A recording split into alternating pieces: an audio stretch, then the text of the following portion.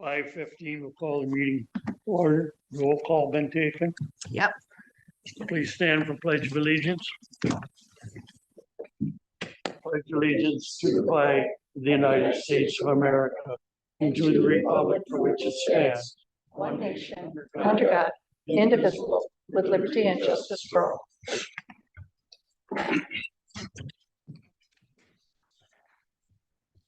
Okay.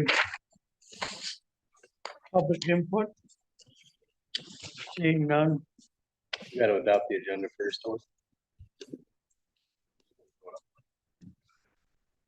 Make a motion to Okay. adopt the agenda. I'll second. Motion to adopt agenda. Who was second? All in favor signify by saying aye. Aye. Opposed? Motion carried. Public input. Nobody. Call for motion to approve the minutes of February 2nd and February 18th. So moved. Second. All in favor signify by saying aye. Aye. Opposed? Motion carried. Wastewater treatment plant notes. I'll take that. Ben's not here today. If, first off, did everybody have a chance to go through them? Does anybody have any questions to start off? Okay, I just like to highlight a couple of Ben's notes. You know, he always puts in there about the testing, and you have to send in this and have to send in that to always get approvals in that. But this hygiene testing and proficiency that they passed, this is like a critical thing as far as all testing that they do down at the wastewater treatment plant. If they don't pass that, then the DNR won't find them as certified. And if you have to go and do it by a contractor or a private party, that kind of testing gets really expensive. So the amount of work that they put in to keep their testing up to speed and passing is critical. The other thing, the note he had about the notification we got from the DNR for the intent to apply for the clean water funding. We submitted that back in September, and February the DNR did send us a notice that they did receive the intent to apply, and now it'll continue going through its process at the DNR level. Other than that, it's business as usual. Same kind of issues that come up with an old plant. So working on fixing that clarifier. That should be done hopefully in a couple weeks. And that part hopefully will ship tomorrow for the waste gas burner. Does anybody have any questions?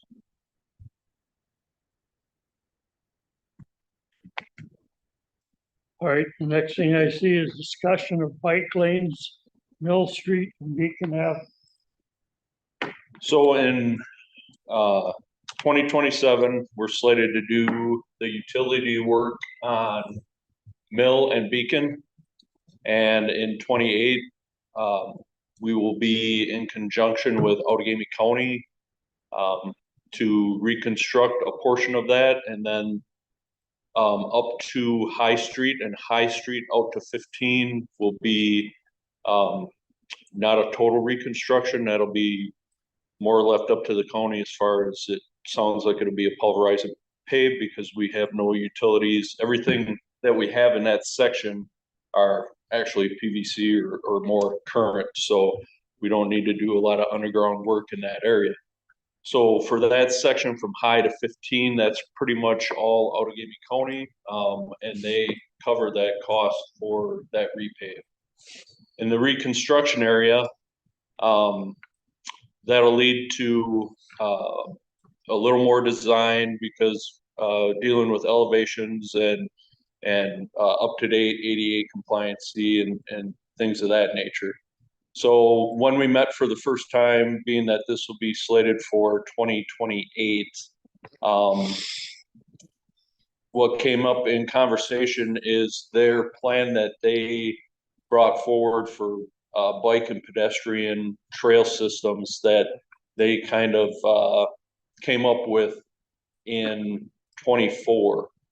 So they looked at Outagamie County as a whole and areas that they would like to see connecting areas for any type of pedestrian or bike trails or any type of interconnecting systems.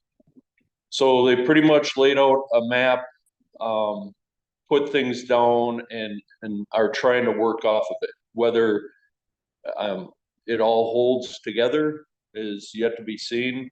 It's not something they're pushing on the municipalities when it comes to construction in those areas.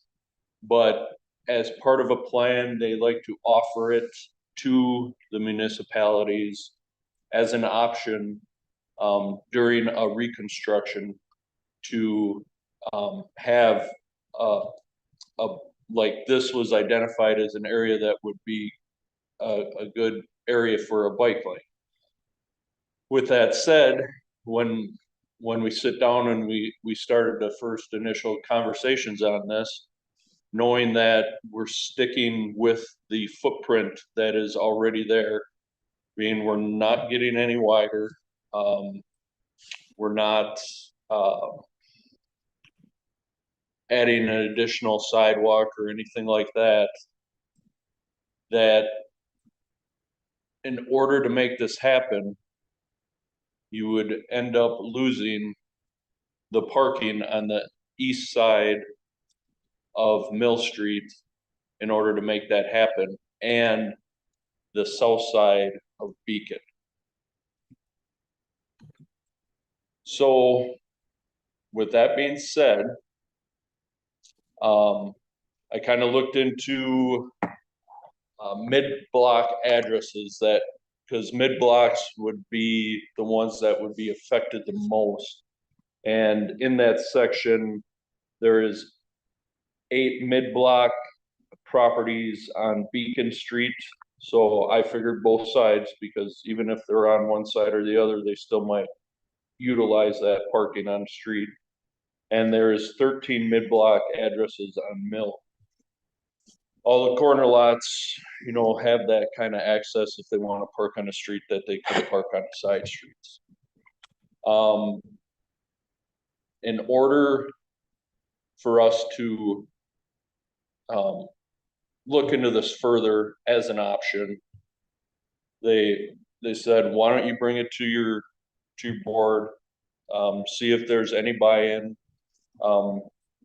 from the community for something like this. It you know, it's something that, seeing as how we're not changing any of the widths or anything like that, could be added later. I mean, that's something as easy as painting out bike lanes and designing it for that at a later date. The only thing you miss out in is the funding that would come from the county at a higher rate for some of the elements of the reconstruction portion. Just based off of a preliminary kind of cost estimate, it could range around $100,000 worth of savings in that reconstruction area if we were to go towards that. To get a real pinned down number will come a little bit later in design, and once we have that design laid out, and you know, we first want to see if there's any buy-in. If there's no buy-in, then it doesn't pay to go through the extra steps to try to do this. But if there is some thought that, hey, this isn't bad, I mean, eventually maybe there will be a trail extending on because there's already one starting to go through Hortonville and coming out this way, and if they continue with that element along 15 and come into town that way, then this maybe can eventually end up coming from like the Wee Wash area over to the Newton Blackmore. But that could be 20 years down the road, who knows? Problem is where it ends. How it ends at, You're gonna end it right there, and it doesn't even make sense. I mean, it would, if anything, it would go down Mill Street, keep going straight. You wouldn't make the corner on Beacon at all. Yeah, is it and it's then just where- East Beacon, Well, then it or is it says- all of Beacon? I just it read would, that, for this project, And their it's funding would stop at Division. Division because Street. that's where the county is. No, Then- Then I would Yeah. agree with Dave, it needs to go further and down. then it said, just down a slide, it just noticed it has to be 25 miles an hour. Are we gonna start a trail at the hospital? Or just south of the hospital is where it goes to 35, so that can't be trail. Or are we changing the It speed would, limits? it would eventually, I mean, down the road, have the ability, because that's still, I'm not sure we fit either one of them criteria. I know in 15,000 cars gotta go down Mill Street. other towns where you talk about There- bike lanes, people that live on the streets don't like them because they lose any on-street parking that they'd have. Well, there's that, and then it doesn't, I guess, just in my brain. You're doing 2 blocks this way, 2 blocks south, 3 blocks south or whatever, it changes to 35. it changes the 35 by, So where's this, where's Outagamie County have the start of this bike lane and the end? Cause it says there it has to be under 25 miles an hour. So at that 35, we'd either have to change the speed limit back down to 20. Where is this bike lane coming from? That they want it to come through one? Where's the rest of it? that's what I'm saying. In their plan, this was set up for this. If there's buy-in, and if the county decides to extend a trail that's coming out of Hortonville and continue it along 15. I would cross that bridge when the county decides to bring that trail all the way out of Workville. And let London be the bottleneck and then fix it, cause I don't see a point in having a 8 block long bike trail. Yep, that's, That, and that's that's just why my we're bringing opinion. it here. That's my opinion. Well, the thing is we're the ones redoing that street. And so lines gotta get painted, things gotta be happening. So the ball's kind of in our court. What he's saying is if we redo the street and they do the trail, then we gotta come and try to establish it. We just paint Yeah, some lines. It's not a trail to nowhere either. We have Amcor right down there on High Street. And you would be surprised at how many people either walk or ride a bike there. You have industrial park there with access that not as many people drive vehicles, whether it's because of laws or whatever, but I mean, I don't see the harm of looking into it just so that it's ready to go. And with e-bikes and stuff, I got a guy that lives up the street from me that rides an e-bike to Wolf River Lumber every morning. And I can see his light coming down the road before I back out of my driveway. And he beats me to Wolf River Lumber every morning at 5:30 AM.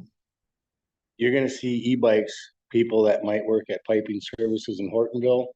You're gonna see e-bikes that maybe people that live over on the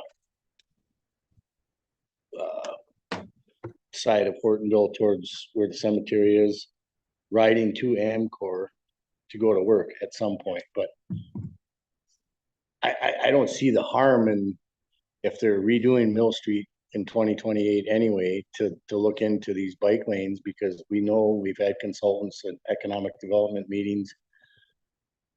The new norm is going to be less people driving on roads. Millennials are gonna be using different modes of transportation. I don't see the harm in looking into this, you know. if it's gonna be at a relatively low cost since we're redoing Mill Street anyway. You're gonna be affecting what, 13 plus 8? You're gonna be affecting, 21 properties that can't park on, who wants to park on Beacon or Mill Street anyway. But I don't know, that's my take. I'm kind of taking a different approach. I'm not opposed to looking at it, but I do have the same concerns that Dave does.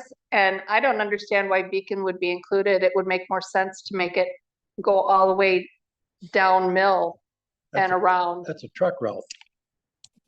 I mean, I All of ride Mill is a truck route. I ride a bicycle all summer. And there's no way in hell I'm gonna be driving on them streets like that. And I was, the don't other see- point to the other comment to this point was, I do see it like John, I see a lot of people riding bikes. Not on Mill Street though. I see them on Division Street. I see them on Wyman Street. I don't see them riding bike on Mill It just Street. seems for me, and then you can look into it. I don't matter to me either. It just seems like a extremely busy street to put a bike lane in. You got the hospital, like you mentioned, you got all the factories right there. I mean, you're just looking for disaster because, this new generation, they get in their bike lane that says their lane. They don't care if there's a car coming, they'll just turn in front of it. I don't think that that's a good spot for a bike lane, I that ride street down, in itself. I ride down the sidewalk, but I don't know if that's legal, It's not, But if you're over 10 years old, you can't be on the sidewalk. No, I if don't it know. was a straighter route, it would be fine. But you're going down Mill Street, you're going to Beacon Avenue, then where are you gonna end up next? You're gonna end up over on Pearl Street. Then you're gonna take Pearl Street, and then where are you gonna go? That's my only issue with it, is you're doing this. And I don't know. Guess I don't know. I think it's great how they're gonna try to connect the wheel wash with the Newton Blackmore Trail. I think that's awesome. I've never seen this until now. If we paint a couple of bike lanes, now the county is gonna be like, well, New London's on board, let's get that trail from Hortonville to New London, they already got their bike lane. So I don't see a problem with this. I think it's a great idea. I just think that the route needs to be looked at. And I understand that we're talking about Outagamie County and that is Mill Street basically. But I like and that was the other reason why I was like, just keep it going on down Mill Street You because don't it wanna seems run like, down Mill Street. That corner by Hilker's warehousing is too tight. You're gonna get people run over. If you put a bike lane down. I'm not gonna I'm telling disagree. No, I'm not gonna disagree with And- that. It just feels like Mill Street would be an easier path. But I'm not saying I like it. And the only reason why I said Mill and Beacon is because that is county roadway. And that's why they suggested that. Not saying that you couldn't alter it and change from that. Right now, it's just buy-in and the funding opportunity, but at any time, for local areas outside that county trunk system, I don't see why that conversation can come up as far as altering that. we wanted something going down Division Street up to, what's that street, Evergreen or whatever that comes by the old Medicat or Radke's. Could have something going up Division. That's on us, but you're saying for the county funding portion, it would have to be, Mill and Beacon. And that's why it came up because of the reconstruct on those. Okay. If we put one in, can we continue? That's the thing I would worry about. If we put one in, we take the money for that. And in the future, we say it's more of a hazard than what we expected. What happens if we try to get rid of it? I mean, to me, Eliminate it. we screamed and tried to get them to put a walking trail when they put in 15. And they said, no. That's one thing that kind of gets me. And what would happen if we say now, yeah, put it in, and then we find out that it's more of a hassle than what it's worth. And I do not have that answer. but I can definitely get it if this is something that you want to look into. It Definitely. would be good to To know. look into it is one thing, maybe we'll find out, no, we actually don't want it. Look into it might be worthwhile, but I don't see the harm of looking into all this stuff and kind of finding out what the people and the homeowners think on that area. With John, I do see the e-bikes travel it. I know people that walk to work over in the industrial park over there. E-bikes are a whole nother situation. I mean, you stated yourself, they pull out with you and they beat you, you know? Yeah, but they run every stoplight, Yeah. every stop sign. They don't look either way. So, I mean, that's a whole nother safety concern as well. However, I don't see any harm into at least looking into it. It comes with You don't know, you funding. don't know. Just don't waste a whole lot of time. And I agree with Be Dave. I mean, reasonable with them are some busy roads, you know, so we do have to take that into consideration. But safety starts with me too, you know? You're all responsible for your own safety. So we'll look out for everybody. Technically, you're also making your sidewalks safer if you got people less inclined to be driving bikes on sidewalks like me.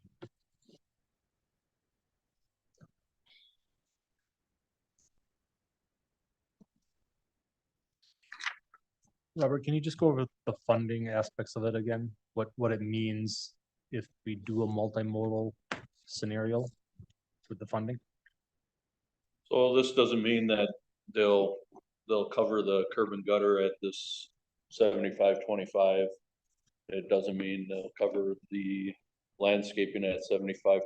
It's just everything to prepare this stretch of road for this bike lane and all the aspects that come into it to make it not only bike but pedestrian friendly. So we just had a rough overview of cost estimations, and in that they listed that as something that would run around 400, maybe a little bit more $1,000. So if that's the case, we would be 25% of that versus the 50-50. Every other aspect of this project, except for little things like street name signs and things like that, are 100% on the municipality, but all other aspects of that project are a 50-50 split between the county and New London. So curb and gutter, landscaping, everything 50-50. Correct. So if you do multimodal with a bike lane, are you saying that the asphalt from curb to curb, does that change from 50-50 to 75-25? Or is it just like that width of where the bike lane A is? portion. Okay, so Yeah. a portion, so not the whole roadway, just a section, Correct. you know, the non. That's why we're not looking at really large numbers, because the overall project, you know, as a whole is a lot larger than the small portion that we would have the 75-25. So you would split. just be doing a split of 75-25 for this width of roadway, essentially. Which has to get paved either way, whether we have the Correct. modal, pedestrian. So up on Pershing, we have that bike lane, correct? Bike lane, walking lane up towards the high school. Yep, is that actually a bike lane, or was that, I think that was put in hopes that it slowed down traffic. I don't think that was ever designated. As far as I know. Plenty it's of never wide spot where designated. people can ride their bikes or walk. If I need to paint a bicycle on it, we can. Get a bicycle stencil, make it a bike lane. Yeah, that was just to define where the roadway is, more so than anything. My point is, I see a lot of people walking that for school, before school, after school, during school, and that is a busy road as well. How well is that worked out? That doesn't have as many side roads. Doesn't have semis driving in and out of Amcor. Doesn't have a hospital right there with everybody crossing the road there. And have Quick Trip where that'd be the busiest Quick Trip in Wisconsin, or most definitely cold out or somebody pulling out of there every 3 seconds. It's residential.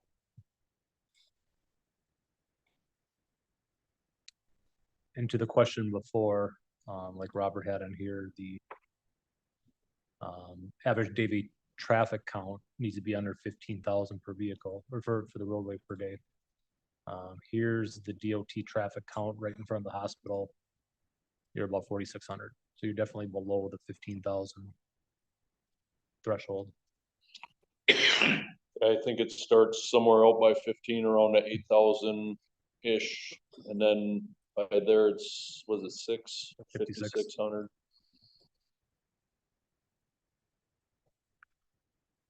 See, 68. Those were in 23. yeah, there might be higher totals. No, where's that?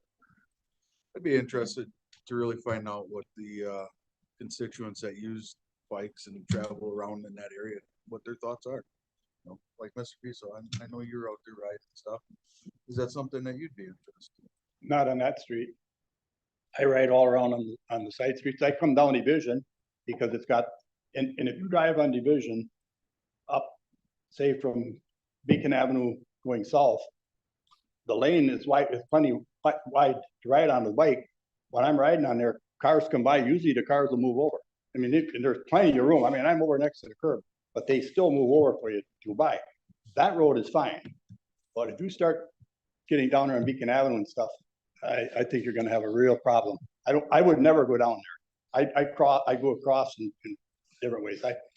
That's me. I mean, I'm trying to make myself safe. So I don't go on them streets. So I wouldn't drive on them streets. I know I walk my dogs in that area.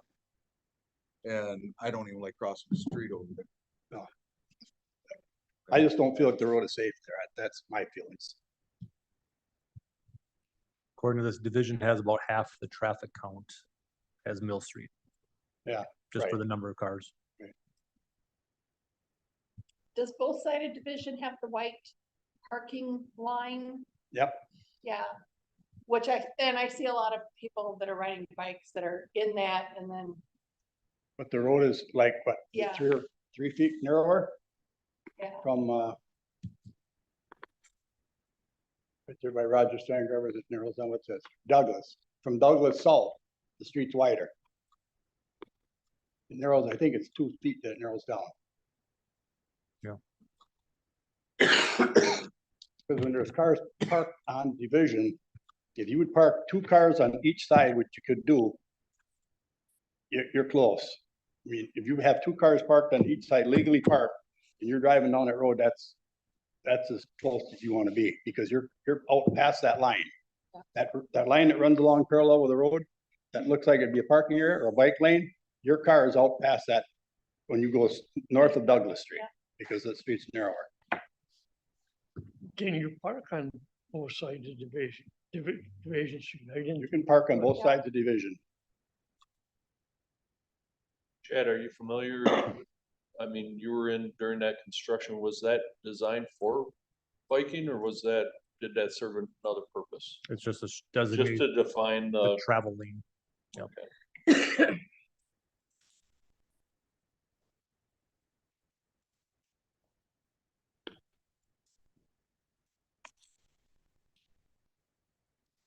I'm all for trails and bike trails and everything else, but I just don't feel like this is a viable option. My personal feelings on it. I'll look into it. I guess I don't have an issue with that. yeah, I wouldn't be opposed to looking into it, but I don't think I'd ever. To look into it and find out all the exact information. Fine. But I don't know if I'd We ever, also don't want city workers just doing something to do something either, right? We don't wanna waste Robert's time. Your comment is the same as what mine would be. Waste your time looking into it, but I, in good faith, could not put a bike trail in that area. I just can't, I just see way too many traffic, way too many businesses on there. Everywhere else we have these trails with these wider roads, it's all residential. It's I just can't see it. So if I'm hearing this right, by doing this bike lane though, we would get more money from the county at 75-25 instead of the 50-50, right? So it'd actually be cheaper for the city if we did a bike lane. Is that right? On Mill and Beacon, yeah. Yeah. So just, That's what I'm You thinking. said about $400,000. That's just a 100. rough estimate of the total amount, so the We'd have- savings for us versus 50 versus 25 came right in around the 100,000, and that's just a rough guesstimate right now. I can't see for $100,000 putting it on Mill Street. I would be totally supportive of having it on Division, running it all the way down Division to East Wolf River Avenue, and then trying to hook it up to the Newton Blackmore Trail, but not on Mill Street. We'd be looking at an extra $100,000 cost. We did it, Possibly, correct. 'cause I was looking at it as a savings. Somewhere in 'Cause that ballpark. if you have to pay from this side of the notebook to this side of the notebook, and you gotta pay for 50% of that. Okay, so now if you put in, say, 4 feet, each side is gonna be designated, just the color of the paint on the lines, instead of white, they're gonna be yellow. And now you're only paying 25% of the paving cost, so you're cutting off 4 feet of each side of that street, and you're only paying 25% of the paving instead of 50. Wouldn't the overall project to create the bike lanes, like Tim was saying, be cheaper? Are you putting a bike lane on both sides of the street or what? It would look just like that, 4 feet? one in each direction. So the bike travels with traffic. It would be parking, bike lane, No, No Well, parking. the on one up, side. up above. on the one side. So would there No, be no we're parking on talking the either top one. That's the illustration right there. for Mill Street? Correct. Because in order to make that happen, with the width that's out there and not changing that width, that is the only option that's available. So there would be no parking on either side. Right now, out there, there is no parking on one side of each stretch. And then on Beacon Street would be no parking on the south side. Charter. yeah, I don't see people parking on either one of those streets, really. Beacon, I do. Now that the construction's going on with that house mid-block, between Division and Algoma, they've been parking on the south side of the street, but that's the only time I've seen people park there.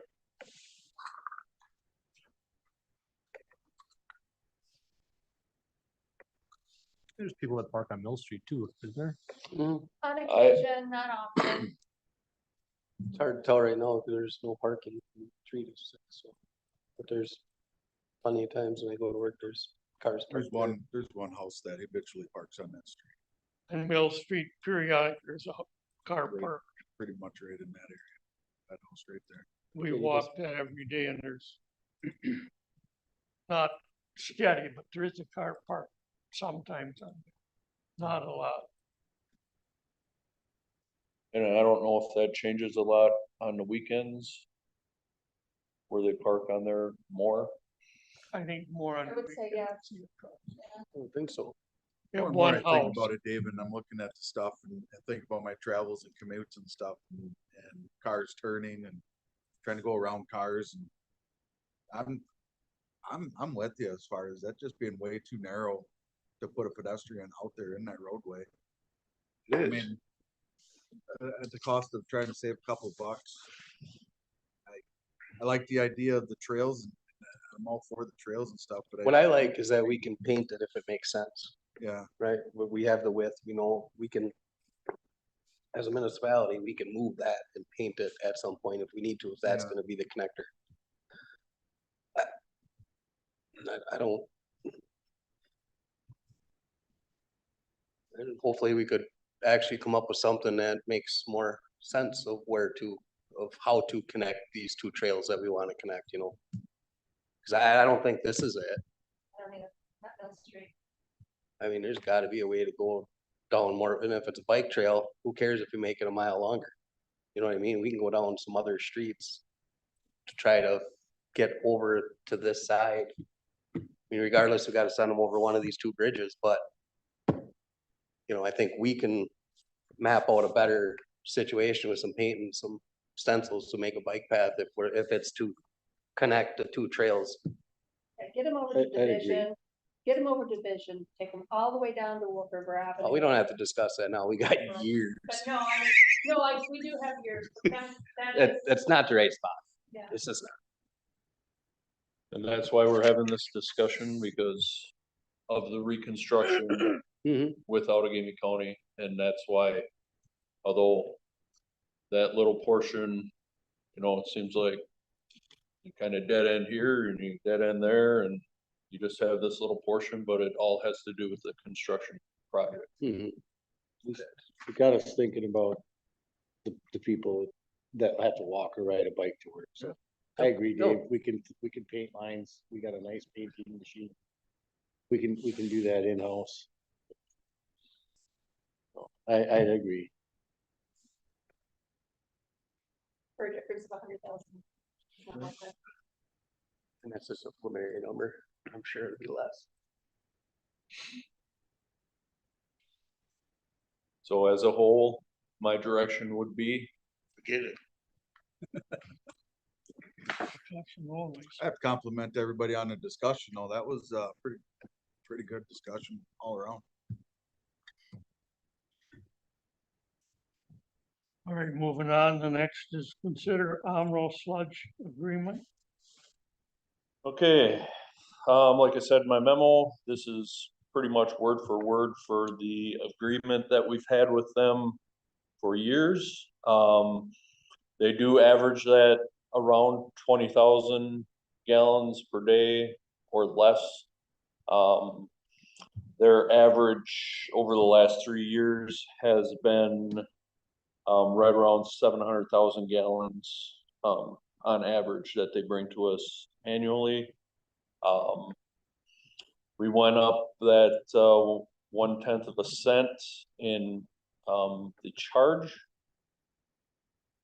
which we had a large one when we took on the new contract for the waste hauling, for the sludge hauling. They did go up considerably at that time, where they were spending around 12,000 a year.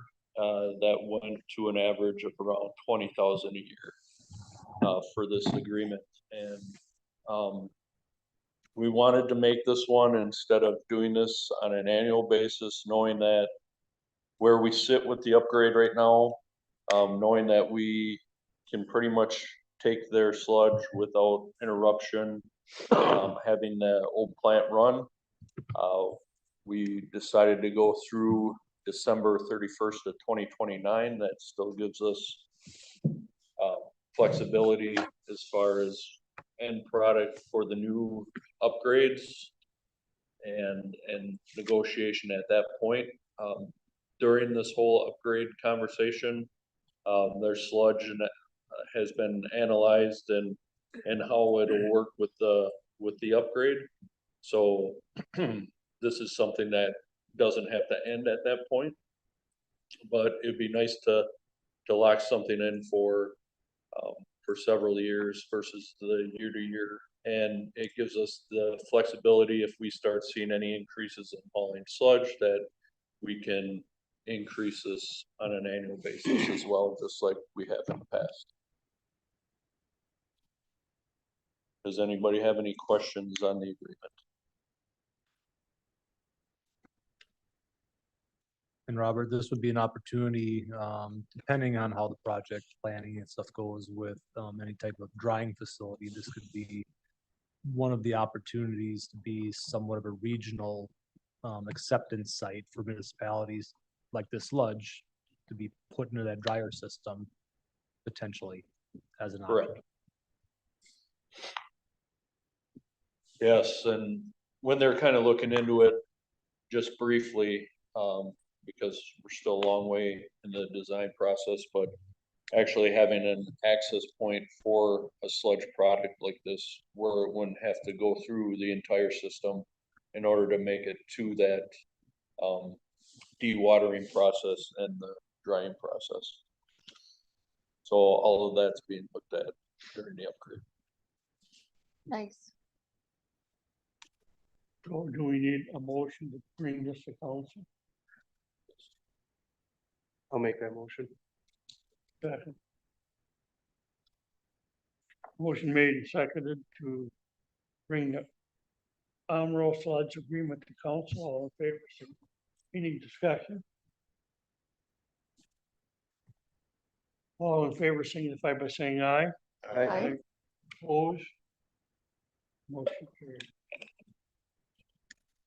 The next is discussion on non-standard warning signs. Okay, I had a resident, reach out to me about installing a deaf child area sign on Oshkosh Street, so I started looking into this.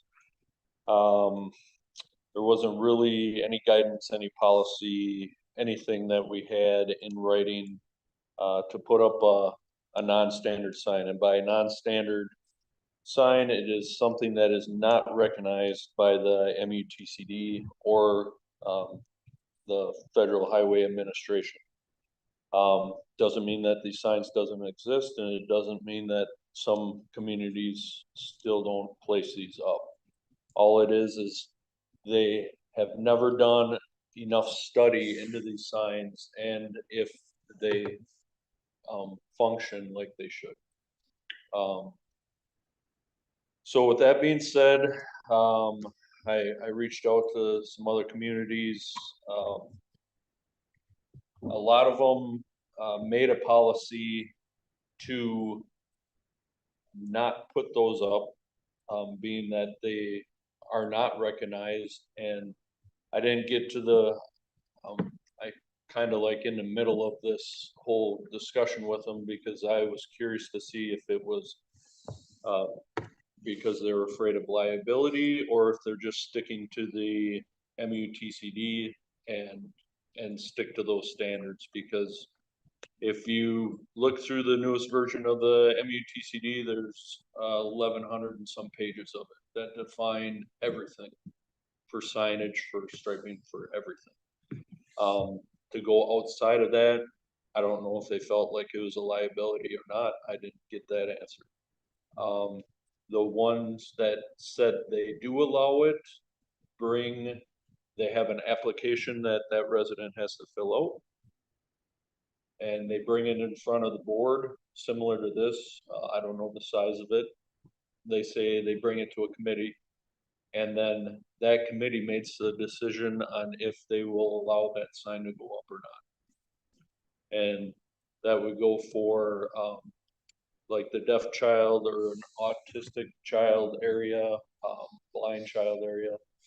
When I read into some of the stuff looking into this, even some of the sites that are proactive for these signs said that a majority of them wanted them down. They would go from like a 2-year-old to 12-year-old would be eligible. They found that children outside of that age tend to be offended by the sign saying that signifies that, hey, I live here, this, and it sticks out in some cases. All I can tell you is what I read. Like I said, there's no real studies that say if these do make people more aware or do slow down traffic. Like in this case, I think they're hoping that it does that. But I'm looking for direction to see, one, if you want signs, non-standard signs installed, and one way or another, I wanna have a policy in place that say, so I can inform people to say, we do this because of this, or we do not do this, and have a process. And then, once you give me direction, if that's the way you wanna go, I'll bring that policy to the committee or board to vote. I would think each one would have to be voted on by this committee. I don't think that because you can't. When you brought up autistic child area, deaf and blind, that is a way distinctive differences depending on how autistic the kid is. I mean, my thought would be that you'd have something that come to a board and they would decide, because otherwise you're gonna have these signs everywhere. Are they asking for the city to put up the sign, or are they asking for permission to put up a sign? They're asking, well, they asked if the city would place one, and that's what sparked this whole. Cause I know on Oshkosh, you got those children that play slow down signs all over, you know, on Oshkosh All Street, over the yeah. place. So, you know, they put it out on their own. I mean, if somebody, who's to say they move in a year and now get a deaf sign and we don't know that they moved. That was another thing that came up, the policing of these non-standard signs to make sure that they're up and removed when they're supposed to be. And not that, like I'd you imagine said, that would that go on random your- one stays there for. That would go on your application that you had, you know what I mean? Like, this is, you know, between this age and this age, like you said, I think that's a great idea, because I agree. A lot of these kids, when they get towards the middle school, they're not gonna want everybody to know. And I get the parents, you know, I understand that, you know, they do want you to be alert that, you know, blowing your horn is not gonna help. So I get it both ways, it's just how do you. I don't think you could set an ordinance that wasn't 22 pages long of what you'd allow and what you don't allow. I think that's why it needs to come to the board in each individual case. I still think you would make a policy, but you'd have regular, definitions of what what signs would be considered to be considered by this group hypothetically. Because someone could come up and just say, I want a You child open that up a play can of area." worms that. It could go, you could have, it could uh, mushroom into a lot mean- of stuff. And there's no community that I found that allow those anymore, the child at play or. Yep. Solo children at play, it's either You school zone or pedestrian crossing or. People don't read school the area. signs anyways. I'd like to know. I don't know, I did not know there was a deaf child on Oshkosh Street. I liked that warning when it first came up on, was that Reek Road over by Waiwega when you're coming in from Wapaka? A big sign there, the road says deaf child area. I love that sign being there. Again, kids on a bike, you're gonna pay a hell of a lot more attention because you know your horn ain't gonna help them. I mean, I like the sign ideal. I just don't know how to manage I it. just don't think the city should be responsible for it. If somebody wants to pull one out, I think they should be allowed to put one out. But On their private property, they wouldn't be able to put a privately owned sign in the city right away. I would like them, I would like Like, for what you're saying, I would like to have to pay for the sign, but we would put it in. 'Cause that doesn't. that's another good question. Any of the communities that you researched, did they have the? Some make Requester? them pay. Okay. Yes, Interesting. Yep. they say this is what the cost would be, and it was kind of in that application. That if you would like the sign, the city will install if approved at X amount of dollars. I'd like to consult the chief of police as well, and get his input on that. I know I worked with another group that wanted to do stuff for their group mains, and all for the good, for the police department, fire department, to deal with the situations of the people that are living there. And the previous chief had good reason why that shouldn't happen. And when I seen it and presented it, it looked like a great idea until he brought up his thoughts.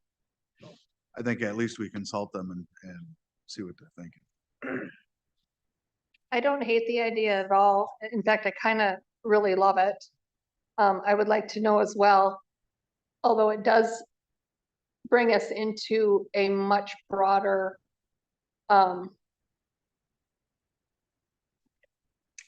so many more people. I have 2 grandchildren on the spectrum. the one that is the most well-behaved, he's a little Rain Man, is the one who will dart out in traffic when he is playing. That his focus is on the play, not on where he is. He's the one who follows the rules. He's very black as black, white is white. I follow the rules. I have my structure, keep him in his structure, and he's very good. He's out playing and that ball is in the street and he's in the street with it. So we have to watch him like a hawk. The other one who we have a little bit more of the impulse control problems with, he's the one that I wouldn't be so terribly worried about with it. So when the kids are on the spectrum, you just never know. And so getting those defined, who we're going to allow and who we're not based on a case by case basis could be tricky and interesting. Sounds like everyone's kind of okay with this. If you wanted to have some kind of policy that has certain signs, the deaf, blind. But then I definitely think with the application, there should be a fee to install it. It should be their responsibility to pay for it. And take it down. And take it Well, down. we, My we don't, opinion. if we install it, we have to take it down. Cause they're gonna wanna install this in the city right away. But if they move and they paid for the They've- sign, they can take the sign with them, I would think. Why would we wouldn't want it sitting in our shed. Would we? Well, and that would be something that If we they would, paid for it, I've been through 2 or 3 cities where I've seen deaf persons. I mean, I definitely slow down, but I think we would have to know that person left, but how are we gonna enforce? I see a lot of good coming out of it. I agree with I'm not Tim. so worried if they move. I mean, if they move and there's one up for a year, you'll know. I mean, yeah. And it's part of the application Would there be an process that, annual renewal? I think at this point, sounding like everybody's nodding their head, I would Yep. give Robert Just direction to put a direction. policy together based on what other communities do as a example recommendation for you guys to consider at the next meeting instead of, we can go around in circles, with little details. So I think, just having Robert, he wanted to know, you guys like this idea or? I really like the idea. Just Okay, how to I'll manage work it. off of areas that have some type of policy or some type of implementation in place and put something together to bring back. Based on some of the comments you heard tonight. Correct.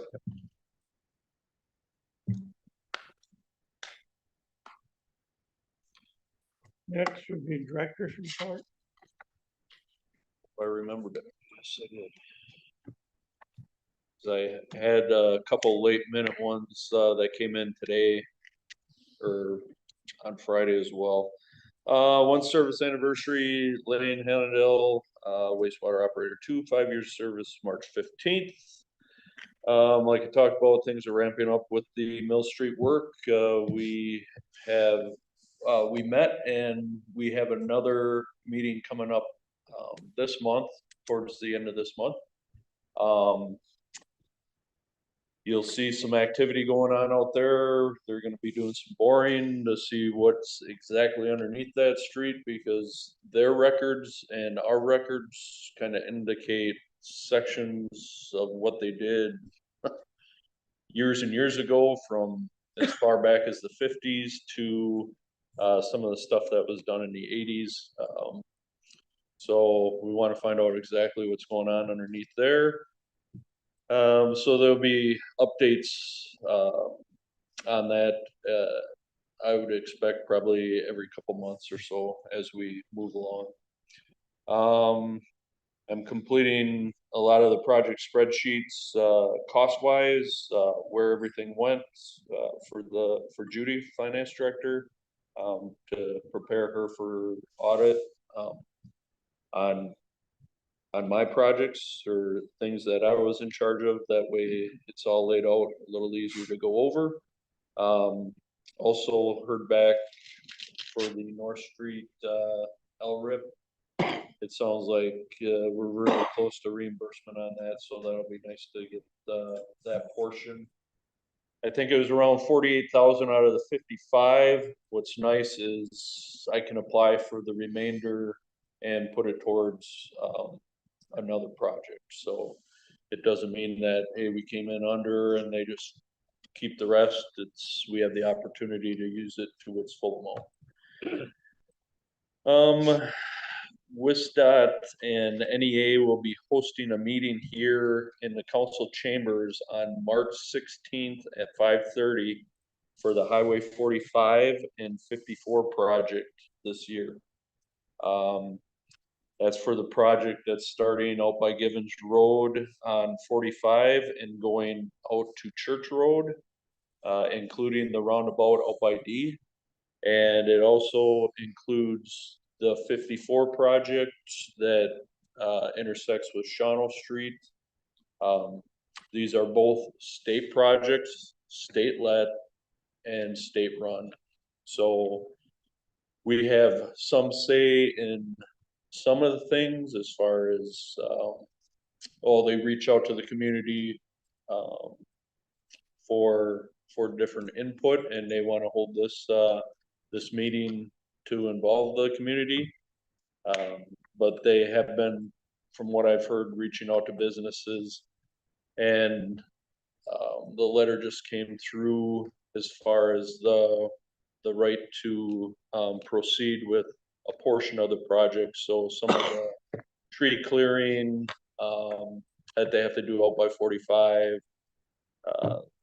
staking, things of that nature, you'll start to see activity out there. In case you get any questions on what's happening, it's the start of those two projects. And also I heard back from Donahue as far as the use of the sled hill. No matter what, that sled hill will be available for the 26-27 winter season. So this coming winter season, 26-27, whatever work, boring work, exploratory work, that will still be functional for the next snow season. It'll be more than likely in April-ish in 27 that things will start to ramp up over at that site. And that is all I have for the director's report. What exactly is going on at that site, At the, the Sled Hill? that is where the upgrades will happen. So the wastewater treatment plant Gotcha. will be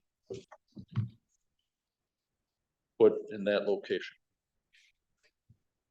So we're gonna be getting rid of the sledding hill? Looking at options Moving on. for relocation. Okay, Yes, definitely. That was interesting. made crystal clear by the committees when we talked about that a couple weeks ago. Yeah. So that's be something to be talking about at Parks. and Okay. Rec. Sorry. Does anybody have any idea for future agenda items? I'm not on the committee. Can I bring up a suggestion, or maybe it's just something in-house, but Mhm. do we have a wash bay for our snowplows at the city garage? Do we have a wash bay for like our dump trucks and our snowplows? Yes. And I imagine we use it often, obviously take care of our equipment, but,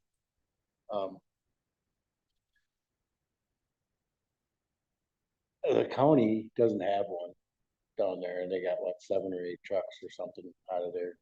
They don't have one, and currently they wash their stuff out in the parking lot.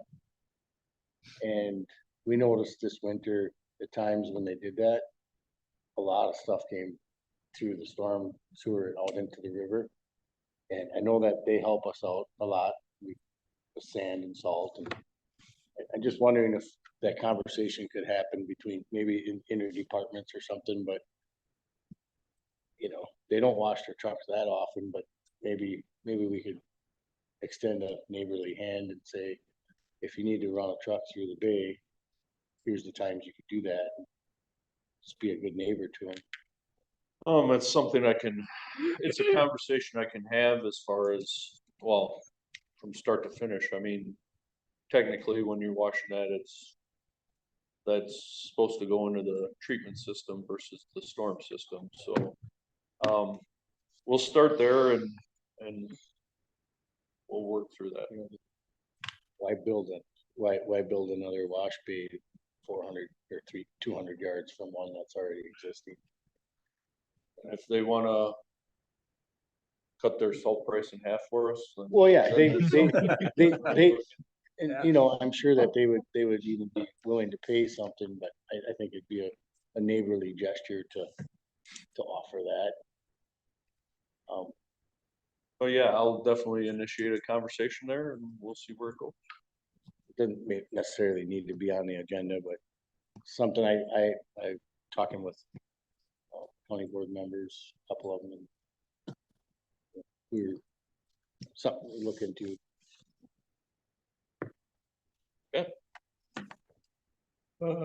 Next Public Works meeting, April 6th, I believe. For that, I have it up for discussion because I am gone that week right there that Chad's highlighting, the 30th through the 3rd. So to put an agenda together that week for the 6th would be hard to do. I would have to do it the prior week. I don't know if I'll have a lot for that agenda. So what I was thinking is I'll wait towards the end of the month to see what I have for agenda items and reach out to the board to see if we can get by without a meeting, or if we do it and it's a one meeting item. I don't know if we'd place it on the 13th. Oh, If it's the a week of small- the 13th is also a council meeting, so. No, that should be the 21st. Oh, shit, I was looking at Wednesday. Yeah. Never mind. I was looking at the wrong day. I mean, it'd be a short turnaround for the minutes, but if it's a small agenda. Otherwise, we can just see how the month goes, cause in conversation with Ginger, she was saying with voting, being on the 7th, that maybe she could move hers to the 6th. If there's that opening. I just think let it flow, and if we need to have, we can always have. May is a little early too. Kind of combine, you know. Think we can go right now.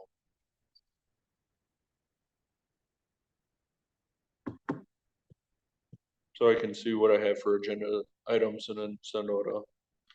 If you notice. don't have enough, do it in May. That'll give you a longer vacation.